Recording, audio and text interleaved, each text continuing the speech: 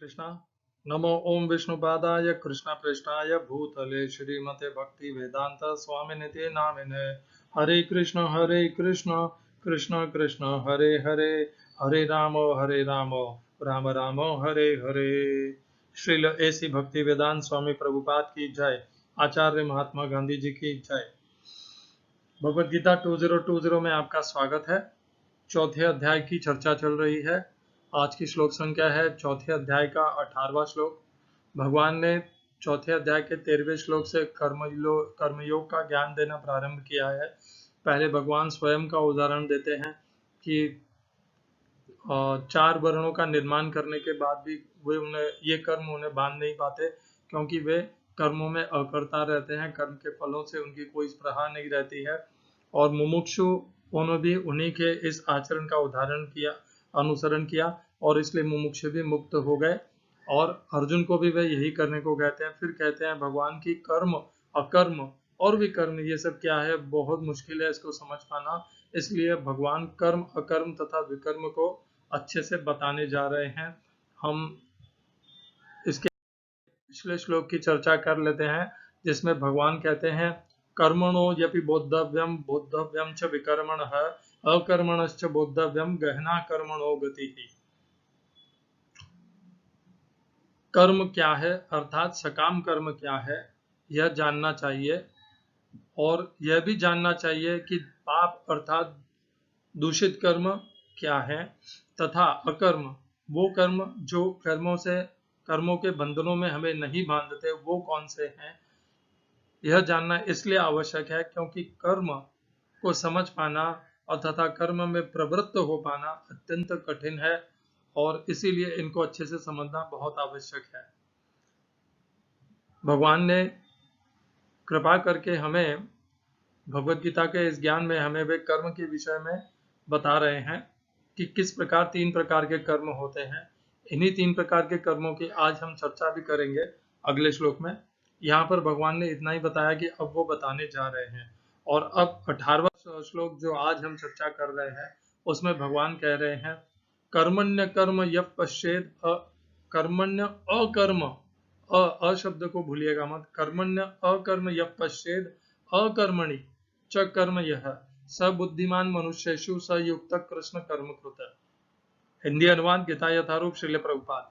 जो मनुष्य कर्म में अकर्म और अकर्म में कर्म देखता है वह सभी मनुष्यों में बुद्धिमान है और सब प्रकार के कर्मों में प्रवृत्त रहकर भी दिव्य स्थिति में रहता है। English translation Gita as it is Swami Prabhupada. One who sees inaction in action and action in inaction is intelligent among men, and he is in the transcendental position, although engaged in all sorts of activities. इस श्लोक में प्रयोग किए गए संस्कृत शब्दों के अर्थ हैं कर्मणि कर्म में, अकर्म अकर्म अर्थात वो कर्म जिनसे कर्मों के बंधन छूट जाते हैं, यह जो, पश्चेत देखता है, अकर्मणि अर्थात उन कर्मों को जो जानता है, जो कर्मों के बंधन से छोड़ देते हैं, च भी कर्म सकाम कर्म, यह जो, दूसरी पंक्ति, सह वह मनुष्य, स वह बुद्धिमान है, मनुष्येषु मानव समाज में, सह वह युक्त है, दिव्य स्थिति को प्राप्त है। युक्त का एक और अर्थ यह भी होता है कि भगवान से जुड़ा हुआ है। कृष्ण कर्म कृत, समस्त कृष्ण कर्म कृत अर्थात सारे कर्मों में लगा रहकर भी। इस श्लोक का तात्पर्य चौथे अध्याय का 18वां श्लोक है। तात्पर्य श्रील प्रभुपाद द्वारा भगवद गीता यथारूप से कृष्ण भावनामृत में कार्य करने वाला व्यक्ति स्वभावतः कर्म बंधन से मुक्त होता है। उसके सारे कर्म कृष्ण के लिए होते हैं, अतः कर्म के फल से उसे कोई लाभ या हानि नहीं होती। फलस्वरूप वह मानव समाज में बुद्धिमान होता है। यद्यपि वह कृष्ण के लिए सभी तरह के कर्मों में लगा रहता है। अकर्म का अर्थ है कर्म के फल के बिना। आप यहाँ पर प्रभुपाद ने जो अकर्म का अर्थ दिया है, आपको याद होगा मैंने चौथे अध्याय का वो जो श्लोक था, किम कर्म किम अकर्मति, 16वां श्लोक, उसमें मैंने अकर्म का यही अर्थ बताया था। और वहां पर प्रभुपाद ने अनुवाद में लिखा है अकर्म अर्थात निष्क्रियता। परंतु अकर्म सदैव इन श्लोकों में, कर्मियों के श्लोकों में निष्क्रियता नहीं है। वह यही है जो यहाँ पर प्रभुपाद ने कहा है जिसका अर्थ, और वह है कर्म के फल के बिना। निर्विशेषवादी इस भय से सारे कर्म करना बंद कर देता है कि कर्म फल उसके आत्म साक्षात्कार के मार्ग में बाधक न हो, किंतु सगुणवादी अपनी इस स्थिति से भलीभांति परिचित रहता है कि वह भगवान का नित्य दास है, अतः वह अपने आप को कृष्ण भावनामृत के कार्यों में तत्पर रखता है। चूंकि सारे कर्म कृष्ण के लिए किए जाते हैं, अतः इस सेवा के करने में उसे दिव्य सुख प्राप्त होता है। जो इस विधि में लगे रहते हैं वे व्यक्तिगत इंद्रिय तृप्ति की इच्छा से रहित होते हैं। कृष्ण के प्रति उनका नित्य दास्य भाव उसे सभी प्रकार के कर्मफल से मुक्त करता है। हरे कृष्णा। ओम अज्ञानतिमिरन्धस्य ज्ञानाञ्जनशलाकया चक्षुरुन्मीलितं येन तस्मै श्री गुरुवे नमः। एकं शास्त्रं देवकी पुत्र गीतम्, एक ही शास्त्र श्रीमद् भगवद गीता। एको देवो देवकी पुत्र एव, एक ही भगवान श्री कृष्ण। एको मंत्रस्तस्य नामानि यानि, एक ही मंत्र भगवान के नाम का महामंत्र। हरे कृष्ण कृष्ण कृष्ण हरे हरे, हरे राम राम राम हरे हरे। कर्मापेकम तस्य देवस्य सेवा, कर्म के द्वारा भगवान की सेवा, भगवान श्री कृष्ण की सेवा। चौथे अध्याय का 18वां श्लोक। कर्मणि, जो कर्म में अकर्म तथा अकर्म में कर्म देखता है, वह भगवान कहते हैं वह समस्त मनुष्य समुदाय में बुद्धिमान है, वह समस्त कर्म करते हुए भी। तो इस श्लोक में बहुत विशेष अच्छा लगा है। इस श्लोक में मतलब अभी हम चर्चा करेंगे, आपको पता चलेगा इस श्लोक में क्या है। तो सबसे पहले तो दूसरी पंक्ति को ही ले लेता हूँ, शुरुआत क्रम से ही करते हैं। कर्मणि कर्म यः पश्येत्, यहाँ पर पश्येत् शब्द का प्रयोग किया है भगवान। पश्येत् अर्थात देखता है। देखने का अर्थ अध्यात्म में जानना भी होता है। देखता है अर्थात जानता है, अर्थात व्यवस्थित तरीके से जानता है। कर्मण्य अकर्म, जब हम कर्म करते हैं उसमें जब मनुष्य अकर्म देख लेता है तो सारा यह जन समुदाय सकाम कर्मों में लगा रहता है, परंतु और उन्हीं सकाम कर्मों को करने के में जो मनुष्य किस प्रकार से अकर्म में स्थित होकर के उन्हीं सकाम कर्मों को किया जा सकता है, जो मनुष्य यह जान लेता है वही जानता है। और दूसरा भाग है इसी पंक्ति का, अकर्मणि च कर्मया, जो मनुष्य अकर्म में स्थित रहता है, अर्थात यहाँ पर कौन से अकर्म का भगवान वर्णन कर रहे हैं? जो मनुष्य कर्म के फलों में आसक्त नहीं है, कर्म में उसका कर्ता का अहंकार भी नहीं है, और फिर भी जो मनुष्य कर्म में प्रवृत्त रहता है, कर्म से मुंह नहीं मोड़ता है, कर्म से दिल नहीं चुराता है, और पूरी सावधानी से, पूरी अपने सामर्थ्य से कर्म को करता है, वह अकर्म है। तो इस प्रकार भगवान कर्म और अकर्म का भेद बता रहे हैं, और इसको इस प्रकार जानने से मनुष्य अपने जीवन में परिवर्तन ला सकता है, गजब का परिवर्तन ला सकता है। अगर हमें यह पता हो कि ये जो हम जीवन में सकाम कर्म निरंतर करते रहते हैं, उन्हीं सकाम कर्मों को मैं कैसे परिवर्तित कर लूं कि वे अकर्म बन जाएं और मुझे कर्म के बंधनों से छुटकारा दे दे, तो गीता का अनुसरण भी हो जाएगा और यह जीवन भी सफल हो जाएगा, और जीवन के सारे बंधन भी कट जाएंगे, छूट जाएंगे, टूट जाएंगे। और यदि हमें अकर्म में, जब हम स्थित अकर्म में से हम कर्म कर रहे हैं, तो उस अकर्म में करते समय भी हमारे अंदर कर्ता का भाव न हो, तभी वो अकर्म होगा। परंतु दूसरों को जब वह दिख जाए कि ये कर्म ही कर रहा है, तब भी यह सही है। क्यों? क्योंकि कम से कम लोक संग्रह कर पाएंगे इस भाव से। पहले भाव से भी लोक संग्रह कर सकते हैं, क्योंकि जब सारे मनुष्य सकाम कर्म कर रहे हैं तो हम उसे अकर्म की बुद्धि से जब करते हैं, कर्मयोग की बुद्धि से, तब वह अकर्म करते हुए भी हम समस्त सबके साथ में जुड़ करके करते हैं। न बुद्धिर भेदम जनियेद अज्ञानाम कर्म संगीनाम जोशयेत सर्व कर्माणि विद्वान युक्त समाचर। विद्वान को भी उसी प्रकार कर्म करना चाहिए जिस प्रकार बाकी अज्ञानी जन कर रहे हैं, ताकि वह सबके साथ जुड़ सके, सबको अपने विश्वास में ले सके। और इसी प्रकार अकर्मणि च कर्मया, वो अकर्म में करेगा और अकर्म में करते हुए भी उसके मनुष्य समुदाय को यह कर्म दिखेंगे, परंतु वह अकर्म में सदैव स्थित रहेगा, तो यह उसके लिए भी कल्याणकारी हो जाएगा और मनुष्य समुदाय के लिए भी कल्याणकारी हो जाएगा। मनुष्य में यह तीव्र बुद्धि होनी चाहिए। यह बुद्धि के लिए इंद्रियां, मन और बुद्धि, ये जो तीन स्थान पर काम छिपा हुआ बैठा है, उस काम को हमें विजय करना होगा, उसके ऊपर नियंत्रण करना होगा। जब तक हम इसके ऊपर नियंत्रण नहीं कर पाएंगे, तब बुद्धि कर्म में अकर्म कैसे करना, कर्म को अकर्म के भांति कैसे करना, यह नहीं कर पाएगी। और अकर्म में स्थित होकर के कर्म करते हुए कर्म को सुव्यवस्थित प्रकार से नहीं कर पाएगी, क्योंकि उसमें कर्ता का भाव रह जाएगा, तो वह कर्म में दृढ़ता पूर्वक नहीं करेगा, क्योंकि उसे पता है कि उसे कुछ फल प्राप्त होने नहीं वाला है, ना उसकी कोई फल की आकांक्षा है, तो वह यह अकर्म क्यों करे। तो इस प्रकार के ये जो भाव है, जब तक यह काम जो हमारे अंदर बैठा हुआ है, इंद्रिया, मन और बुद्धि, इस पर जब तक हम विजय प्राप्त नहीं करेंगे, तब तक इस प्रकार की तीक्ष्ण बुद्धि नहीं मिलेगी कि हम किस प्रकार अपने समस्त कर्मों को परिवर्तित करते हुए उन्हें कर्म में परिवर्तित कर दें। तो ये जो बुद्धि है और यह जो दृष्टि है और यह जो देखना है, इसी को भगवान ने ज्ञान कहा है। अगले श्लोक में, अगली पंक्ति में भगवान कहते हैं, सबुद्धिमान मनुष्येषु। यह जो तीक्ष्ण बुद्धि थी, जो सकर्म को अकर्म में परिवर्तित कर सकती है तथा सकर्म को अकर्म बना देती है, वह बुद्धि को भगवान, उस मनुष्य को भगवान बुद्धिमान कहते हैं। भगवान उसे बुद्धिमान नहीं कहते जो आविष्कार कर दे या कोई न्यूक्लियर साइंस पैदा कर दे या मंगल ग्रह पर जाने की यान बना दे, भगवान उसे बुद्धिमान नहीं कहते। बुद्धिमान तो वह मनुष्य है भगवान की दृष्टि में और अध्यात्म की दृष्टि में, जो सकर्म को अकर्म में परिवर्तित कर दे, और जो यह बुद्धि यह जानती है किस प्रकार यह करना है और किस प्रकार अकर्म में स्थित होते हुए भी कर्म करना है, वह बुद्धिमान है समस्त मनुष्यों में। और वह समस्त कर्मों को करता हुआ भी कभी भी कर्मों के फलों से बंधता नहीं है। यह नहीं है कि यदि आप यह जानते हो तो आप अपने कर्म करना छोड़ दोगे। भगवान तो ये अच्छे से जानते हैं कि इस प्रकार करने से यह अकर्म हो जाएगा, तो क्या उन्होंने कर्म करना छोड़ दिया? नहीं। भगवान ने चौथे अध्याय के 13वें श्लोक में कहा, चातुर्वर्ण्यम मया सृष्टम।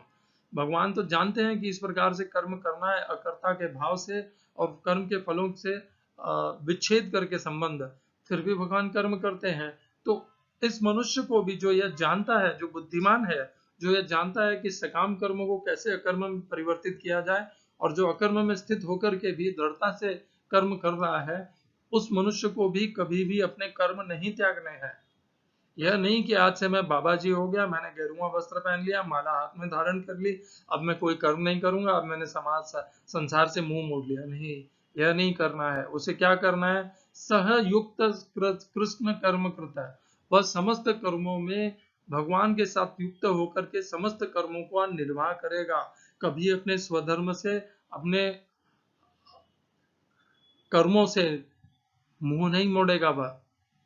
यही इस श्लोक का अर्थ है। इस श्लोक का संबंध हम जोड़ेंगे 18वें अध्याय के 3 श्लोकों से। 18वें अध्याय में भगवान बहुत सा ज्ञान, विशेष रूप से एक बार भगवान पूरी, जैसे कहते हैं हम जिस प्रकार पुनर्कथन करते हैं, भगवान पूरे 17 अध्यायों का पुनर्कथन करते हुए और भी कुछ उसमें मिलाते हैं, तब जाके 18वां अध्याय बनता है। और 18वें अध्याय में भगवान ने कर्म, कर्ता, बुद्धि, ज्ञान, इन सब के ऊपर, सुख, इन सब के ऊपर बताया है कि ये कैसे 3 प्रकार के होते हैं और किस मनुष्य को कौन सा प्राप्त होता है और किस प्रकार यह होते हैं, किस प्रकार के यह होते हैं। तो वहीं पर भगवान ने 18वें अध्याय के 23, 24 और 25, इन 3 श्लोकों में भगवान ने कर्म का सात्विक, राजसिक और तामसिक, ये 3 भाव बताए हैं। कौन से सात्विक कर्म होते हैं, कौन से तामसिक, राजसिक होते हैं तथा कौन से तामसिक होते हैं। हम उनकी चर्चा यहाँ पर इसलिए करेंगे क्योंकि जो सात्विक कर्म है वे अकर्म है, और जो सकर्म है वे राजसिक कर्म है, और जो तामसिक कर्म है वे विकर्म है, जिसका उल्लेख भगवान ने पिछले श्लोक में कहा था। भगवान ने पिछले श्लोक में कहा था, कर्मण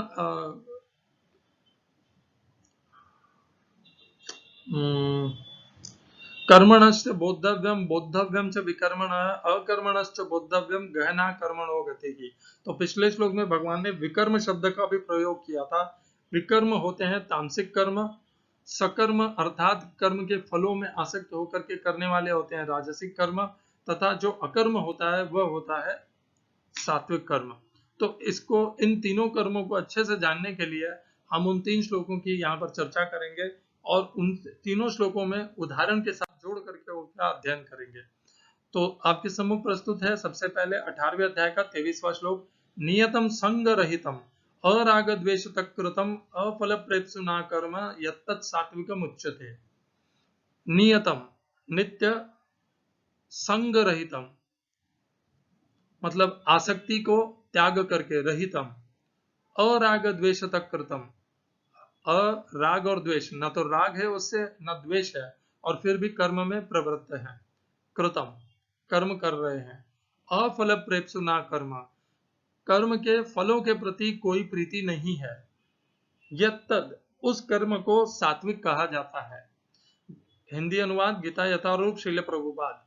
जो कर्म नियमित है, मैं नियमित नहीं मानता हूं यहाँ पर, नियतम, नियतम का अर्थ है जो नित्य है, नित्य संग रहित है, और जो आसक्ति राग या द्वेष से रहित कर्मफल की चाह के बिना किया जाता है वह सात्विक कहलाता है। मैं प्रभुपाद के जब तात्पर्य पढ़ता हूं तो बहुत बढ़िया तात्पर्य उन्होंने दिए हैं, परंतु पता नहीं प्रभुपाद बहुत निर्विशेषवादी और सगुणवादियों के बीच में निरंतर उनका एक वो संघर्ष चलता रहता है। हर वह तात्पर्य में प्रभुपाद बारंबार निर्विशेषवादियों के ऊपर एक चोट करने का प्रयास करते हैं, यह बताने का प्रयास करते हैं कि निर्विशेषवादी मूर्ख हैं और त्रुटिपूर्ण है वह व्यवस्था और उनकी समझ और उनका मार्ग। तो यह प्रभुपाद का स्वभाव है। हरे कृष्णा, जैसी उनकी इच्छा।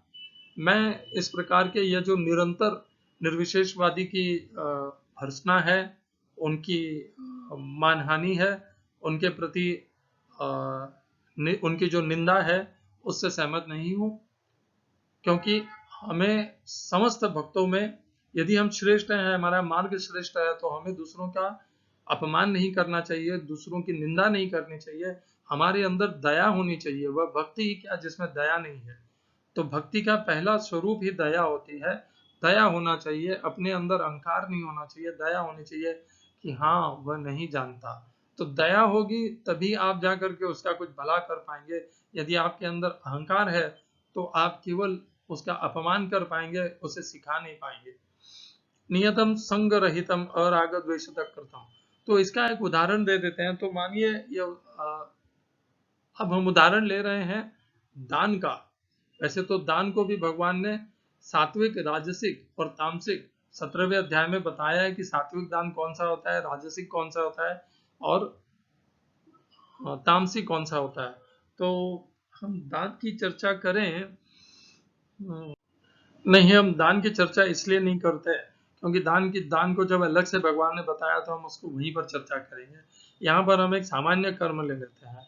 तो नियतम संग रहित उदाहरण है कि जिस घर में हम रहते हैं उस घर के वो, जैसे मुंबई में होता है कि सोसाइटियां होती है और सोसाइटी में अनेकों घर होते हैं और हर सोसाइटी में एक एक वॉचमैन होता है। तो यदि वॉचमैन को कोई आवश्यकता पड़ गई है, वो बीमार हो गया है और उसे कोई सहयोग की आवश्यकता है, तो यदि हम उसका उस हमारे सिक्योरिटी गार्ड की मदद कर देते हैं तो वह सात्विक हो सकता है, नहीं भी हो सकता है। तो हम उस कर्म को जो अभी भगवान बता रहे थे 4थे अध्याय के 18वें श्लोक में,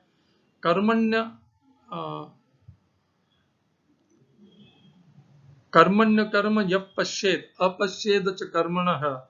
तो जो सकर्म में भी अकर्म को देखता है, अर्थात जो सकर्म को भी अकर्म के भांति कर लेता है, जानता है कि कैसे करना है, वही बुद्धिमान है।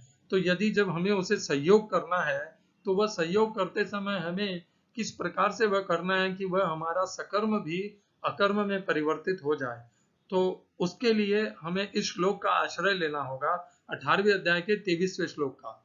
नियतम संग रहितम। पहली बात, यदि आप उस सिक्योरिटी गार्ड को सहयोग कर रहे हैं, कुछ दे रहे हैं, कुछ धन दे रहे हैं, तो देते समय यह मत रखिए संग रहितम कि मैं दे रहा हूं। वो जो मैं का भाव है, अहंकार जो है कर्ता का, उसको हटा दीजिए कि मैं केवल एक माध्यम हूं, भगवान ने मुझे माध्यम बनाया है अपने इस अंशरूप प्राणी की सेवा के लिए।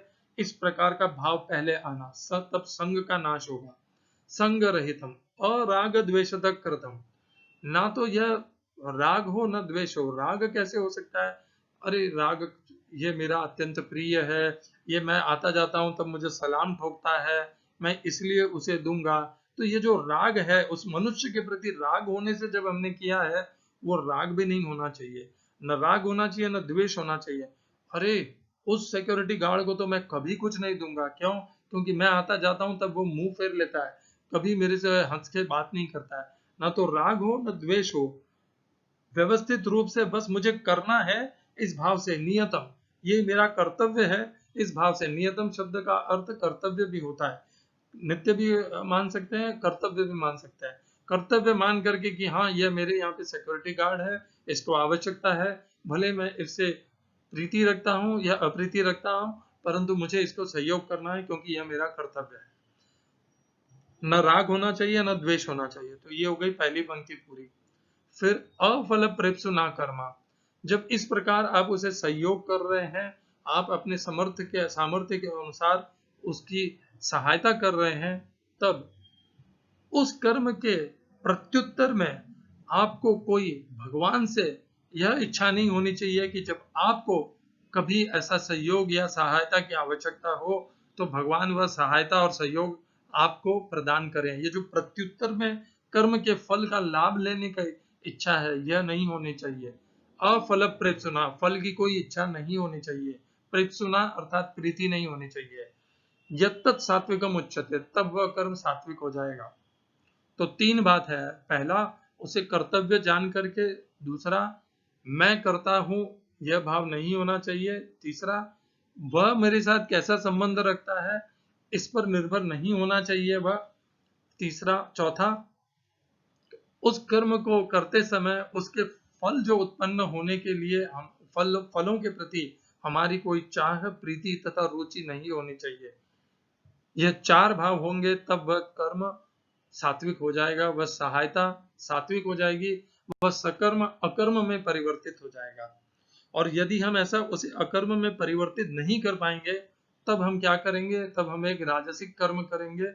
उस वही हम जागरण हमारे संपूर्ण जीवन में राजसिक कर्म ही करते रहते हैं और उससे हम कर्मों के बंधनों में बंधते रहते हैं। तो राजसिक कर्म क्या होते हैं, उसके लिए हम चर्चा करेंगे 18वें अध्याय का 24वां श्लोक।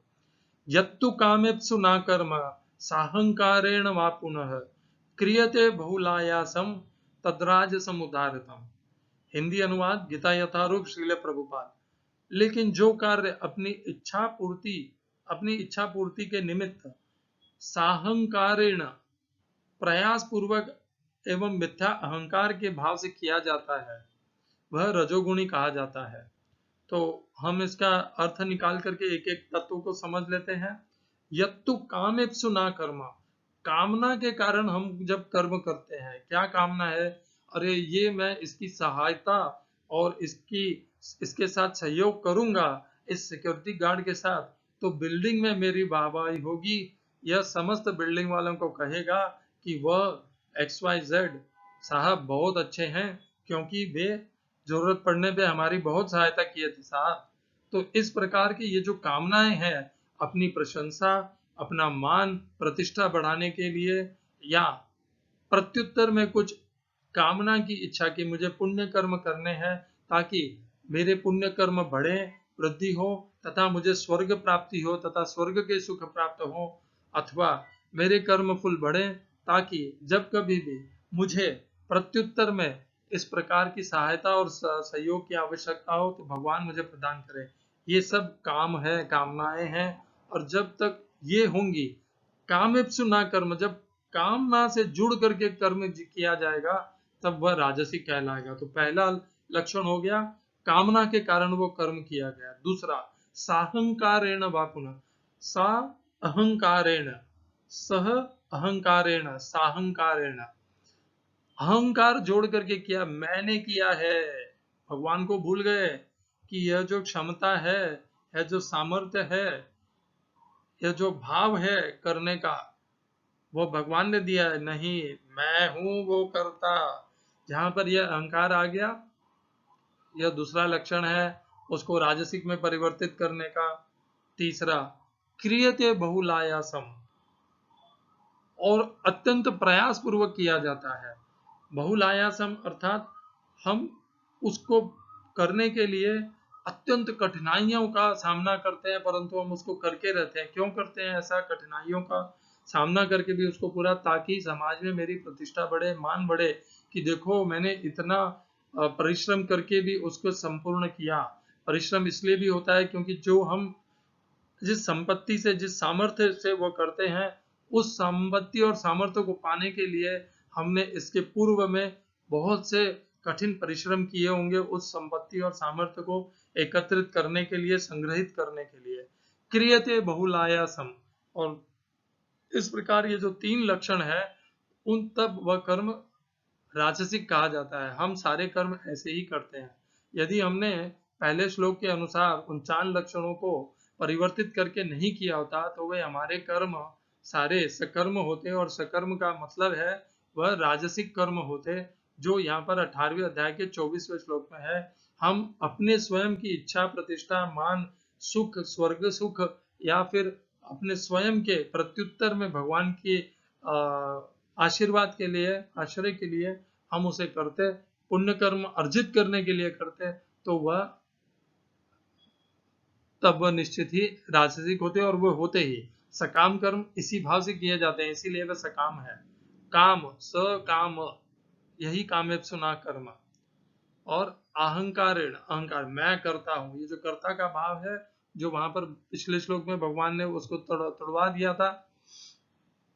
नियतम संग रहितम, जो संग से तोड़ दिया था, वहां पर यहाँ पर ये मौजूद है। और अत्यंत परिश्रम करके करते हैं। हम क्यों करते हैं? ताकि हमें दिखाने को मिले कि हम करते हैं। तो ये है राजसिक कर्म। जब हम अपने आप को परिवर्तित नहीं कर पाते, और हमें ये कामनाओं के कारण हम कर्म करते हैं, अहंकार से करते हैं, तब हम राजसिक कर्म करते हैं। क्योंकि हमारे पास बुद्धि नहीं है हमारे सकाम कर्मों को अकर्म में परिवर्तित कर देने की। कर्मण्य अकर्म यः पश्येद अकर्मणि च कर्म यः स बुद्धिमान मनुष्येषु। इस मनुष्य समुदाय में सारे मनुष्य ऐसे नहीं हैं जो यह जानते हैं कि कैसे सकाम कर्म को अकर्म में परिवर्तित कर देना है। तो यदि हम नहीं जानते तो हम मूर्ख हैं, और इसीलिए मूर्ख होने के कारण हम सकाम कर्मों में उलझे रहते हैं।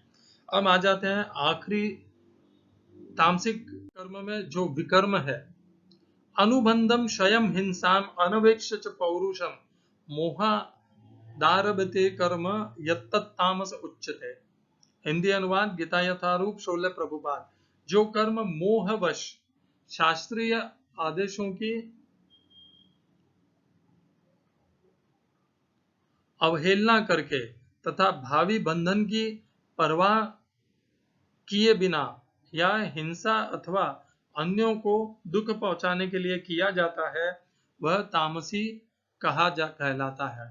अनुबंधम, तो जो हमें पता है कि यह कर्म करने से मैं इसके कर्म के फलों में बंध जाऊंगा, ये कर्म के फल मुझे बारंबार त्रास देंगे, मुझे कठिनाइयां मिलेंगी, फिर भी हम उन बंद करके उन कर्मों को करते हैं। क्यों? किससे बंधते हैं हम मोह से बंधते हैं। क्या कहा था भगवान ने? आवृतम ज्ञान मेतेन ज्ञानिनो नित्य वैरिणा काम रूपेण कौन्तेय दुष्पूरेण अनलेन च। वो कामनाओं ने हमारे ज्ञान को ढक दिया है, और ढक करके हमसे उग्र कर्म करवाती हैं। सकाम कर्म में हम केवल स्वयं की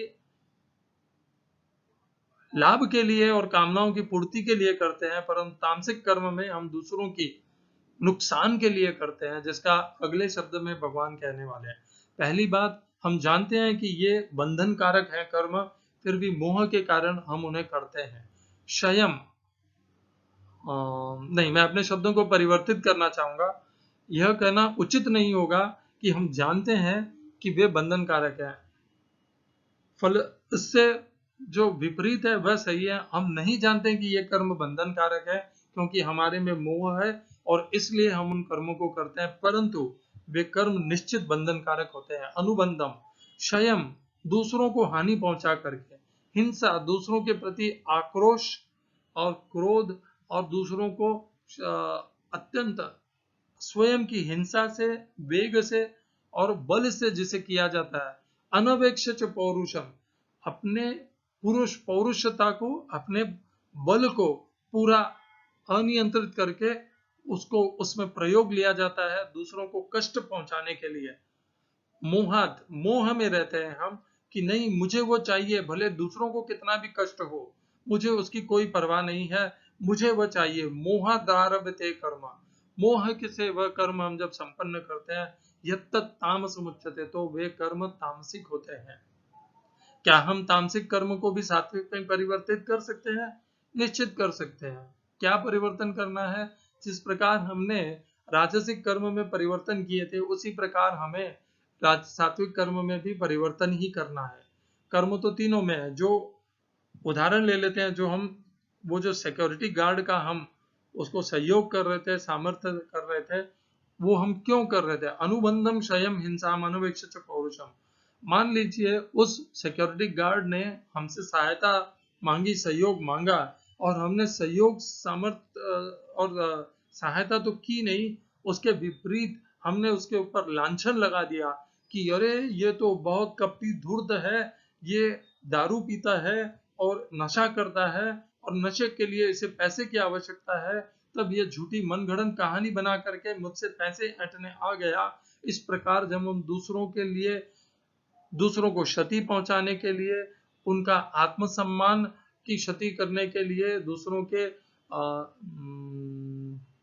कैरेक्टर को हिंदी में कहते हैं, दूसरों के अनुशीलन को भंग करने के लिए, तथा दूसरों को क्रोधपूर्वक उनका नुकसान करने के लिए जब हम कर्म करते हैं, तो वे सारे कर्म हमारे लिए बंधन कारक होते हैं, और हम अपनी क्रूरता उनसे दिखाते हैं उस मनुष्य के प्रति, और अपना बल का पूरा प्रयोग कर लेते हैं, अपनी स्थिति, अपने पद का, और उस हमारे से जो कमजोर है उसके ऊपर उस प्रकार बल का प्रयोग करके हम उसे नीचा दिखाते हैं, उसके ऊपर अपना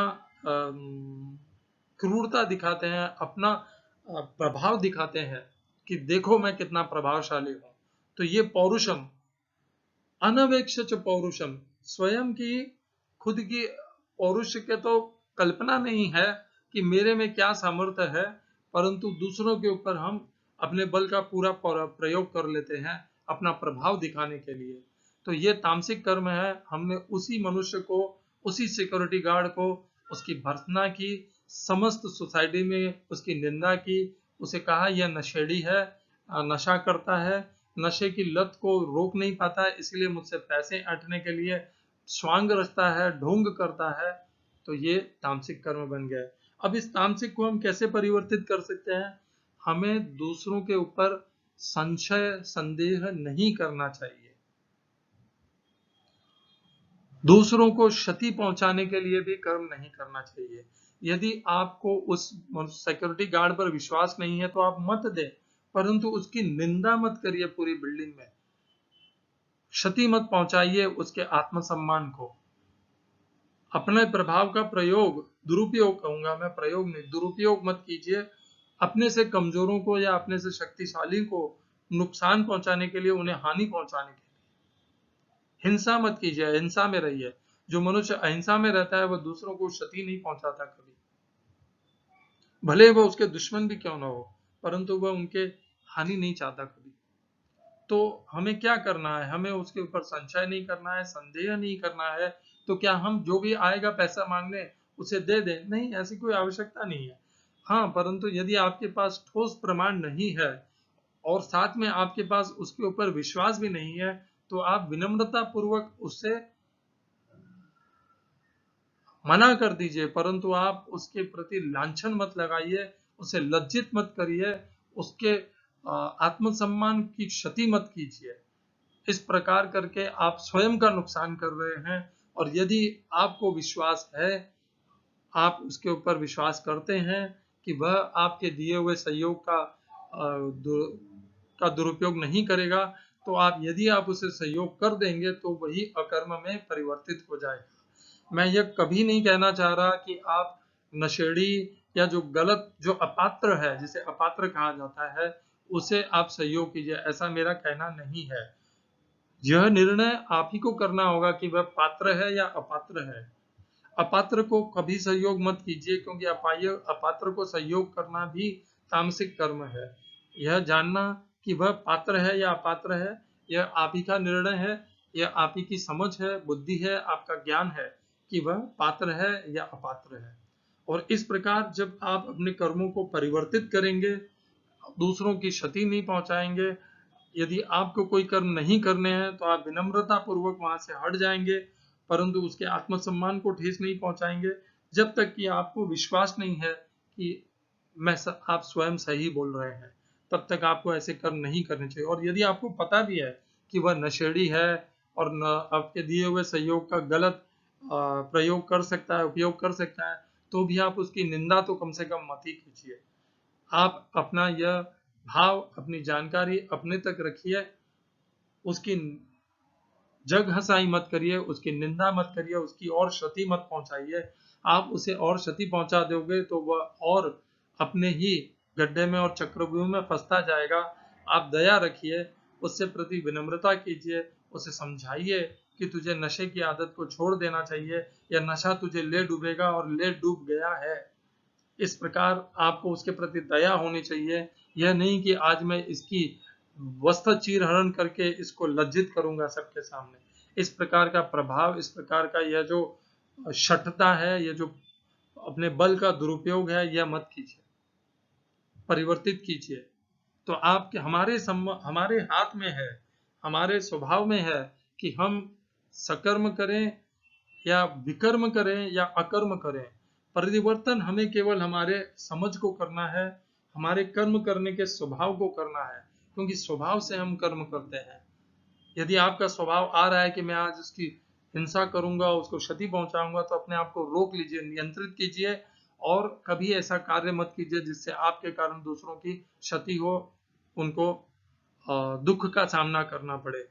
यदि आप, जब तक कि आपको निश्चित नहीं हो कि वह इस दंड का भागी है, यदि कोई मनुष्य दंड का भागी है तो भी आप उसके प्रति विनम्रता रखिए, क्योंकि विनम्रता ही, दया ही, क्षमा ही धर्म के मूल है।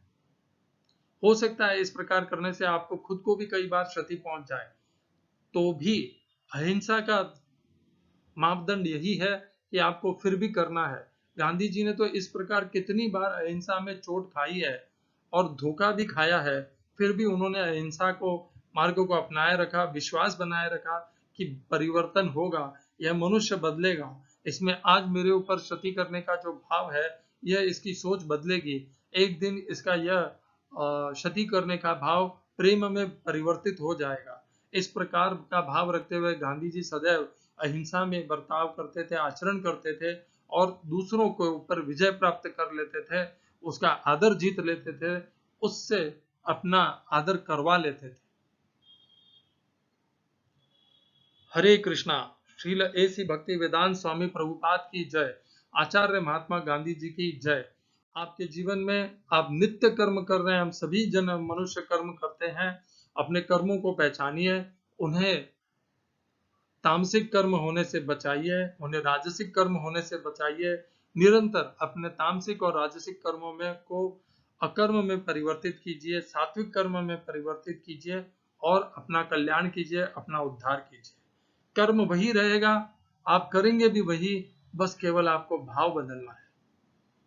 हरे कृष्णा।